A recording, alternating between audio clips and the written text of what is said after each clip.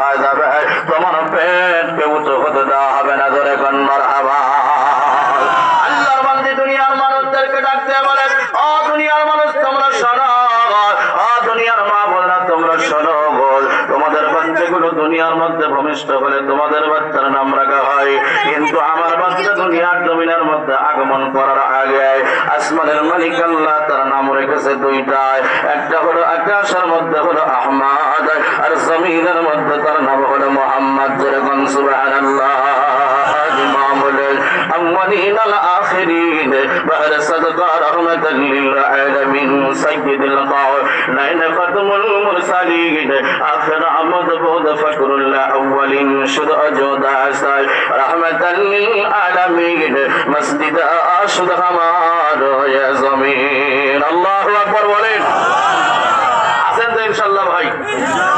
আমি যখন মঞ্চে আসি কেউ কেউ আমার থেকে হাসছে আর চিন্তা করছে এই মোটা হুজুর কি ওয়াজ করবার পারবো? এখন কি বিশ্বাস হচ্ছে যে না হুজুর ঘন্টা খানিক চালাতে পারবে? এই বিশ্বাস আছে তো ইনশাআল্লাহ? আখেরি মোনাজাত না নিয়ে কারা কারা যাবেন হাত তোলেন। বুঝতে পারে নাই সোনা ভাই চাদর গাইতে বসে আছেন, হাসিটা সুন্দর দিচ্ছেন, একটু আগে আসলে ভালো হয়। পরিবেশ না ভালো হলে কথা বলে মজা পাওয়া যায় না। কথা বলেন ঠিক কিনা? 10টা মুসলমান ভালো করে লক্ষ্য করেন, ধৈর্য ধরেন, সবর করেন, অল্প কিছুক্ষণের মধ্যেই কুদরতের খেলা আরম্ভ হয়ে যাবে। আল্লাহর বান্দী মক্কার মা বোনদেরকে ডাক দিয়ে বলে, মক্কার মায়েরা বোনেরা তোমরা শরম, তোমাদের পেটের মধ্যে বাচ্চা আসলে তোমাদের রুই মাছ ভালো লাগে না, কই মাছ ভালো লাগে না, ইলিশ মাছ ভালো লাগে না। মারে ডাক দিয়ে বলে বেগুন ভর্তা বানায় দাও, আলু ভর্তা বানায় দাও। একজন গর্ভবতী মায়ের সামনে আপনি যত ভালো খানাই তুলে ধরেন না কেন মুসলমান, খাবার তুলে ধরার সঙ্গে সঙ্গে বমি করে দেয়। কথা বলেন ঠিক কিনা? আল্লাহর বান্দী বলেন, হে মুহাম্মদ আমার পেটের মধ্যে আমার কোনোদিন কোনো খাদ্য অরুচি হয় নাই, কোন খাদ্যে কোনোদিন গন্ধ বের হয় নাই। আল্লাহর বান্দী বলেন, দেখতে দেখতে দেখতে দেখতে 10 মাস 10 দিন যখন পর হয়ে গেল, 10 মাস 10 দিন দিবাগত রাত্রি বেলায় আমার ডান পাশে আমার বসর আবু লাহাবের বান্দী সুয়াইবা বসাল, আমার বাম পাশে আমার বান্দী দাসী উম্মে আয়মান বসাল। দাসী উম্মে আয়মান আমাকে ডাক দিয়ে বলে, আমি না 10 মাস 10 দিন হয়ে গেল, তোমার কি ডেলিভারির যন্ত্রণা ওঠে না, তোমার কি ব্যথা ওঠে নাই? আল্লাহর বান্দী মুস্কি একটা হাসি দেয়া ডাক দিয়ে বলে, আমার কোনো ডেলিভারির যন্ত্রণা, আমার কোনো ব্যথা নাই। মারহাবা বলেন। এখন কি 10 মাস 10 দিন হওয়া লাগে? বুঝতে বলেন হওয়া লাগে? প্রাইমারি স্কুলে চাকরি করে 7 মাসেই বের করে ফেলে। কথা বলেন ঠিক কিনা? 8 মাসেই বের করে ফেলে। 10 মাস 10 দিন আর হওয়া লাগে না মুসলমান। এই জন্যই তো সন্তান বড় হওয়ার পরে আব্বা আম্মারা ভাত দেয় না। কথা বলেন ঠিক কিনা? আরে ধরে বলেন ঠিক না? সন্তানগুলোর আব্বা আম্মাকে বৃদ্ধাশ্রমে থাকতে হয়। 10টা মুসলমান ভালো করে লক্ষ্য করেন বাবা। আল্লাহর বান্দী বলেন, তাদের সঙ্গে আমি কথোপকথন করতেছিলাম। এক পর্যায়ে মুসলমান গানে আল্লাহর বান্দী বলেন, আমার চোখের মধ্যে যখন নিদ্রা চলে আসলো, গভীর রাত্রি যখন হয়ে গেল, খেজুরের পাতাতে একটা বালিশ বানানো ছিল, এই বালিশের সঙ্গে আমার মাথাটা যখন লাগাই দিলাম, গভীর ঘুমের মধ্যে আচ্ছন্ন হয়ে গেলাম। আমি ওই দিনও দিবাগত রাত্রিবেলায় স্বপ্নের মধ্যে নজর করে তাকায় থেকে দেখি আমার অন্ধকার ঘরটা আলোয় আলোকিত হয়ে গেছে। শুধু তাই নয়, আমি ভালো করে নজর করে তাকায় থেকে দেখি ইসলামের পূর্বের যুগের মহিলারা আমার ঘরের কোণার মধ্যে বসে গেছে। একজনকে ডাকতে বললাম, তুমি কে? সে ডাকতে বলে, আমি আদম পত্নী হাওয়া আলাইহিস সালাতু ওয়াস সালাম। আর একজনকে ডাকতে বললাম, তুমি কে? সে ডাকতে বলে, আমি ঈসা আলাইহিস সালাতু ওয়াস সালামের আম্মা মারিয়াম। আর একজনকে ডাকতে বললাম, তুমি কে? সে ডাকতে বলে, আমি ফেরাউনের স্ত্রী আসিয়া। তোমরা কেন আসছো? আল্লাহর বান্দীরা ডাকতে বলে, আমি না অল্প কিছুক্ষণের মধ্যে 14 তারিখের পূর্ণিমার চাঁদ দুনিয়ার জমিনের মধ্যে আগমন করবে। তোমাকে ডেলিভারি করানোর জন্য আল্লাহ পাক রব্বুল আলামিন আমাদেরকে মেডিকেল টিম বানায় পাঠায় দিয়েছে। যারা গান মারহাবা, চিৎকার জোরে বলেন মারহাবা। আল্লাহর বান্দী বলেন, তাদের সঙ্গে স্বপ্নের মধ্যে কথোপকথন করতেছিলাম। এক পর্যায়ে বাচ্চাদেরকে চুমো খাইলে যেরকম চো চো চো চো শব্দ হয়, বাচ্চাদেরকে কোলের মধ্যে নিয়ে যেরকম আদর করলে আওয়াজ হয়, এরকম আওয়াজ আমার কানের মধ্যে আসা শুরু হয়ে গেল। এই আওয়াজে আমার নিদ্রা যখন ভেঙে গেল, চক্ষু যখন খুলে গেল, আমি চক্ষু মিলে তাকা থেকে দেখি দাসী উম্মে আয়মানের কোলের মধ্যে ফুটন্ত গোলাপের মতো একটা বাচ্চা দেখা যায়। এতই সুন্দর চেহারা, এই বাচ্চার চেহারার সঙ্গে দুনিয়ার সাধারণ কোন বাচ্চার চেহারার মিল পড়ে না। এই বাচ্চাটা আকাশের দিকে হাত লড়ায়, দুনিয়ার সাধারণ কোন বাচ্চার হাতের সঙ্গে তার হাতের মিল পড়ে না। এই বাচ্চাটা আকাশের দিকে পা লড়ায়, দুনিয়ার সাধারণ কোন বাচ্চার পায়ের সঙ্গে তার পায়ের মিল পড়ে না। আল্লাহর বান্দি আমেনা দাসে উম্মে আয়মানকে ডাক দিয়ে বলে, ও দাসে উম্মে আয়মান, এই বাচ্চাটা কার? আল্লাহু আকবার বলে ডাক দিয়ে বলতেছে, এই বাচ্চাটা কার?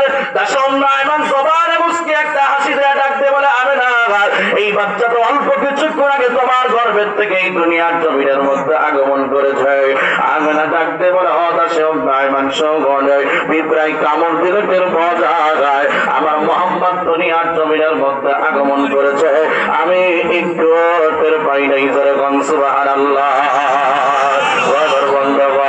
নবী মুহাম্মদ রাসূলুল্লাহ সাল্লাল্লাহু আলাইহি ওয়াসাল্লাম কোলের মধ্যে নিয়ে পরের দিন সকালবেলা দাদা আব্দুল মুত্তালিবের হাতের মধ্যে কোলের মধ্যে তুলে দেওয়া হলো। আব্দুল মুত্তালিব নাতি ভাইরে বাবা অত্যন্ত খুশি হয়ে গেল, আনন্দ অশ্রু তার চক্ষু দিয়ে বেয়ে বেয়ে পড়তেছে। দোস্ত মুসলমান বেটার কথা মনে হয়ে গেছে। ও মুসলমান, পৃথিবীর মধ্যে ওই বোঝাটা হলো সবচাইতে ভারী বোঝা, বাবার কাঁধে সন্তানের লাশ। কথা বলেন ঠিক কিনা? আল্লাহর হাবিবের চেহারা দেখে আব্দুল মুত্তালিব আফসোস করতেছে, আর কলিজাটা ছিঁড়ে কানকান হয়ে যাচ্ছে রে মুসলমান, আজকে তো আমার কলিজা ছিঁড়ে কানকান হয়ে গেল।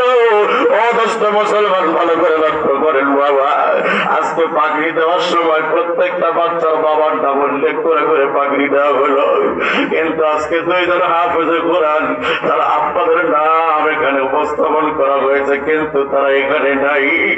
আপনারা এই কলি ব্যথাটা আপনারা বুঝতে পারবেন না। ওদেরকে ফাঁকে গিয়ে ডাকতে বলবেন, তোমার অনুভূতিটা কেমন? এই সন্তানটা ডাকতে বলবে, আজকে আমার আব্বা নেই, আমার কোনো অনুভূতি নেই, আমার কোনো ফিলিংস নাই।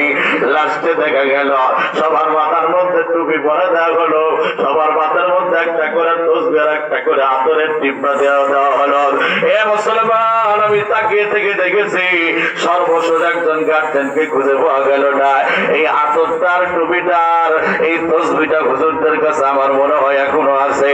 মনের মধ্যে বড় কষ্ট লাগলো, মনের মধ্যে বড় দুঃখ হলো। দোস্ত মুসলমান, ভালো করে লক্ষ্য করেন বাবা, ও বন্ধুরে ভালো করে খেয়াল করে গেলে একজন হাফেজে কোরআন যার ঘরের মধ্যে আছে, যার বাড়ির মধ্যে আছে, যার একটা সন্তান হাফেজে কোরআন হয়, ওর মতো ধনী মানুষ আর পৃথিবীর মধ্যে কেউ নাই। কথা বলেন ঠিক কিনা? এই 11 জন ছাত্রের মাথার মধ্যে যখন পাগড়ি দিলাম, আমার মনে হলো এই 11 জন ছাত্রের মধ্যে যদি আমার একটা বাচ্চা থাকতো রে, আমার মধ্যে খুশি পৃথিবীর কোনো মানুষের হতো না। ও দোস্ত মুসলমান, আমরা মনে করি এই সমস্ত বাচ্চারা এমনি এমনি হাফেজ হয়। 2 জন ছাত্রের মাথার মধ্যে পাগড়ি দিলাম, ওদের চেহারা থেকে আমার মনে হলো নিজের লুঙ্গিটা ওরা ঠিক মতো পড়তে পারে না। হয়তো আপনারা দেখেছেন নিজের লুঙ্গিটা ওরা ঠিক মতো পড়তে পারে না। উত্তরবঙ্গের মধ্যে সবচাইতে বড় বিদ্যাপীঠ জামিল মাদ্রাসার একজন ছাত্র হাফেজে কোরআন হয়েছে আপনাদের মাদ্রাসার থেকে। মুসলমান, জামিল মাদ্রাসার মধ্যে হয়তো কেতাব পড়েন, হয়তো বা শোনায়। অদস্ত মুসলমান, ওই বাচ্চাটার দিকে একটু তাকায় থেকে দেখবেন, মনে হয় নিষ্পাপ, কিছুই বোঝে না। এই সমস্ত হাফেজে কোরআন হতে এমনি এমনি হাফেজে কোরআন হওয়া যায় না। এই কোন কোন শীতের মধ্যে গাইবান্ধার জমিনের মধ্যে আসলাম, কোন কোন শীতে, কোন কোন শীতের মধ্যে মুসলমান রাত 3 থেকে 4টার সময় আপনার বাচ্চারা যখন আপনার গলার মধ্যে জড়ায় ধরে ঘুমায়, সিরাতুস সাহাবা আমাদের এই মাদ্রাসার ছাত্ররা রাত 3 থেকে 3:30টার সময় হাফেজে কোরআনটা ঘুমায় না। বলে হাফেজে কোরআনটা কি করে? এই সমস্ত হাফেজে কোরআনটা ঠান্ডা পানিতে ওযু করে আল্লাহর কাছে সবচাইতে প্রিয় নামাজ হলো 5 ওয়াক্ত নামাজের পাশাপাশি হলো তাহাজ্জুদের নামাজ।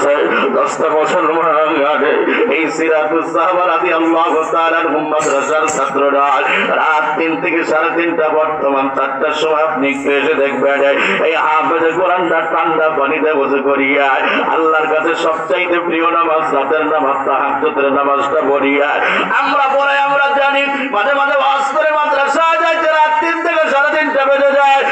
সময় দেখা যায় এই ছোট্ট ছোট্ট বাচ্চারা কেউ কেউ মসজিদের কোণার মধ্যে দাঁড়া থেকে তাহাজ্জুদের নামাজ পড়ে। ও মুসলমান, কেউ বিল্ডিংটা চড়ায় রেখে বিল্ডিং এর সামনে নামাজ পড়ে, কেউ কেউ চোরের মতো ওইটা মাদ্রাসার ছাদের উপরে নামাজ পড়ে, বিভিন্ন জায়গার মধ্যে নামাজ পড়ে। এমনি এমনি হাফেজে কোরআন হওয়া যায় না। 2-4 রাকাত তাহাজ্জুদের নামাজ পড়ে এই গাইবান্ধা এলাকার বাসীর জন্য, আপনাদের এলাকার মানুষদের জন্য দোয়া করে। কোরআন শরীফটা একবার বুকের সাথে লাগায়, একবার ঠোঁটের সাথে লাগায়। এই কোরআন শরীফটা একবার ঠোঁটের সাথে লাগায়, কোরআন শরীফটা একবার চুমা খায়। যারা হাফেজ হয়েছে তাদেরকে জিজ্ঞেস করবেন, এই হাফেজে কোরআনটা ফজরের নামাজের আগে ওস্তাদ তীরে নতুন সবক 2 পৃষ্ঠা 3 পৃষ্ঠা শোনা যায়। এটা এমন একটা পড়ার মুসলমান, ফজরের আগের পড়াটা ফজরের পরে শোনাইতে গেলে এই পড়াটার মুখস্থ থাকে যায়। ফজরের নামাজের পরে বাচ্চাগুলার পিছনের পড়াগুলো সুন্দর করে শোনা যায়। তাম পৃথিবীর মধ্যে যতগুলো হেফজখানা মাদ্রাসা আছে প্রত্যেকটা মাদ্রাসার একই নিয়মে মুসলমান সকাল 10টা থেকে নিয়ে 11:30 12টা পর্যন্ত হাফেজে কোরআনটা একটু আরাম করে রেস্ট নেয়। 12টার পর থেকে গোসল করে এই বাচ্চাগুলো রাত 11টা পর্যন্ত আসরের পরে একটু ফ্রি থাকে, আবার মাদ্রাসার মধ্যে থাকতে হয়। অবন্ধ মুসলমান, বৃহস্পতিবার দিন প্রত্যেকটা স্কুল কলেজ ইউনিভার্সিটির জন্য হাফ ক্লাস হয়, কিন্তু এই সমস্ত প্রতিষ্ঠানের মধ্যে হাফ ক্লাস হয় না। এই সমস্ত প্রতিষ্ঠানে হাফ ক্লাস নাই, হেফজখানা ছাত্রদের জন্য হাফ ক্লাস নাই। গত শনিবার থেকে নিয়ে বৃহস্পতিবার পর্যন্ত যা কিছু পড়াশোনা করেছে প্রত্যেকটা ছাত্র একজন দাঁড়ায় থেকে পড়ে, আর 2 জন পড়াগুলো অবজারভেশন করে, 2 জন পড়াগুলো ধরে। আপনারা মনে করেন এমনি এমনি হাফেজে কোরআন হওয়া যায় না, না এমনি এমনি হাফেজে কোরআন হওয়া যায় না। এত কষ্ট করে হাফেজ হয়। আজকে তাদের মাথার মধ্যে আমরা সাধারণ সাদা একটা পাগড়ি তাদের মাথার মধ্যে দেখতেছি। আখিরাতের ময়দানে এই পাগড়ির রংটা অন্যরকম হয়ে যাবে রে মুসলমান। আল্লাহ পাক রব্বুল আলামিন হাফেজের মাথার মধ্যে সোনার একটা মুকুট পরায় দিয়া ডাকতে বলবে, হাফেজে কোরআন তেলাওয়াত করতে থাকো, আর একটা করে তালা উঠতে থাকো। হাফেজে কোরআনকে ডাকা হবে, তার আব্বা আম্মাকে ডাকা হবে। এই হাফেজে কোরআন যে বাড়িতে লজিং থেকেছে সেই জাগিরদার দাদিকে ডাকা হবে। তারা তার জ্ঞাতি গোষ্ঠীর মধ্যে যারা জাহান্নামী হয়ে গেছে, আল্লাহ রাসূল বলে গেলে এরকম 10 জন জাহান্নামী ব্যক্তিকে একজন হাফেজে কোরআন সুপারিশ করে জান্নাতের মধ্যে নিয়ে যাবে। জোরে কোন মারহাবা। লিল্লাহ তাকবীর। এই সমস্ত মাদ্রাসা দরকার আছে না নাই? কথা বলে। ও দোস্ত মুসলমান, আমির উম্মতের দল, ভালো করে লক্ষ্য করেন। বাবা, যার বাবা নাই সে জানে বাবা হারানোর ব্যথা কত কঠিন, যার মা নাই সে জানে মা হারানোর ব্যথা কত কঠিন। আজকে 2 জন হাফেজে কোরআনের আব্বাস স্টেজের মধ্যে আসলো না। ওদেরকে জিজ্ঞেস করবেন, ওদের কলিজাটা ছিঁড়ে যাচ্ছে, কলিজাটা ফেটে যাচ্ছে। ও দোস্ত মুসলমান, আপনাদেরকে একটি কথা বলতে চাই, আপনার যদি আদরের একটা কলিজার টুকরা সন্তান যদি দুনিয়াতে থাকে, এই সন্তানটাকে একটু মাদ্রাসার মধ্যে ভর্তি করে দিবেন, অন্তত হাফেজে কোরআন বানাবে গেলে। এই সন্তান কিছু পারুক আর না পারুক, অন্তত সপ্তাহে একদিন আপনার কবরের পাশে দাঁড়ায় থেকে দোয়া করবে, রব্বির হামহুমা কামা রব্বায়ানি সগীরা। আল্লাহু আকবার বলেন। বন্ধু মুসলমান, তার হারানোর ব্যথা যন্ত্রণা বুকে নিয়ে আব্দুল মুত্তালিব নাতি ভাইয়ের কোলের মধ্যে ধরা ধরা হাওমা হাওমা করে চিৎকার বেড়ে বেড়ে কান্দে। আব্দুল মুত্তালিব মক্কার মধ্যে একটা পাহাড় ছিল, যার নাম ছিল জাবাল আবু কুবাইস নামক পাহাড়। আব্দুল মুত্তালিব ওই জাবাল আবু কুবাইস নামক পাহাড়ের তলদেশ থেকে গিয়ে আব্দুল মুত্তালিব পাহাড়ের সর্বোচ্চ চূড়ার মধ্যে বিশ্ব নবী নিয়ে উঠলেন। মুসলমান কিতাবে লিখে লাগেন তিনি কেন নবী নিয়ে উঠলেন? কারণ হলো আল্লাহর হাবিবের শরীর মুবারকের মধ্যে রোদের তাপ লাগানোর জন্য উঠলেন। হাদিসের কিতাবের মধ্যে আছে, কোন হাদিস সাহেব যদি ওই জাবাল আবু কুবাইস নামক পাহাড়ের সর্বোচ্চ চূড়ার মধ্যে উঠে তার নিজের শরীরের মধ্যে রোদের তাপ লাগায়, তার জিন্দেগিতেও কোনোদিন জন্ডিসের বেরাম হবে না। জোরে কোন সুবহানাল্লাহ। এই পাহাড়ের এত মর্যাদা বেড়ে গেল কারণ আব্দুল মুত্তালিব বিশ্ব নবীর জন্মের পর পরে আল্লাহর হাবিবদের সর্বপ্রথম এই পাহাড়টা সফর করেছিল। আব্দুল মুত্তালিব নবীর শরীর মুবারকের মধ্যে রোদের তাপ লাগানোর জন্য চেষ্টা করে। দেখবেন আমার দেশে ছোট্ট ছোট্ট বাচ্চাগুলো যখন জন্মগ্রহণ করায়, দাদিরা নারীরা চাষিরা গরমের দিন হোক আর শীতের দিন হোক, এই বাচ্চাগুলানদের সুন্দর করে রোদের তাপের মধ্যে একটু ধরে থাকে। কথা ঠিক বললাম না ভুল বললাম? আল্লাহর বান্দা বিশ্ব নবীর পাহাড়ের সর্বোচ্চ চূড়ার মধ্যে নিয়ে গায় আল্লাহর হাবিবের শরীর মুবারকের মধ্যে রৌদ্রের তাপ লাগানোর জন্য চেষ্টা করে, কিন্তু আব্দুল মুত্তালিব তাকায় থেকে দেখে আকাশের এক খণ্ড মেঘ এসে আমার নবীর ছায়া দেয়। চিৎকার দিয়ে বলেন না সুবহানাল্লাহ।